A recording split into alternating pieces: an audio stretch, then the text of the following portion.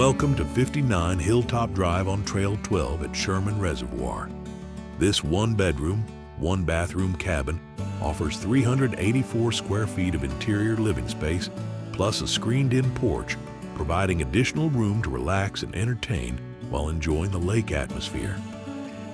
Located only 15 minutes from the town of Loup City and a 1-hour drive to the city of Kearney and Grand Island, the property provides the balance of nature while still having direct access to daily needs.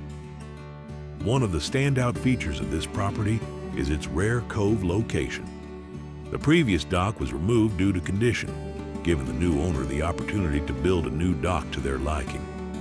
The cove placement offers natural protection from the strong winds that often impact the peninsula, helping protect your future dock investment. Recreational opportunities include excellent fishing in Sherman Reservoir, waterfowl hunting, as well as a variety of water sports.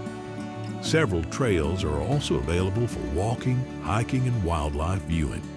There is also a full-service marina located on the east side of the Sherman Reservoir, offering groceries, food orders from the grill, tackle, beer garden, kayak, and boat rentals, storage, and more.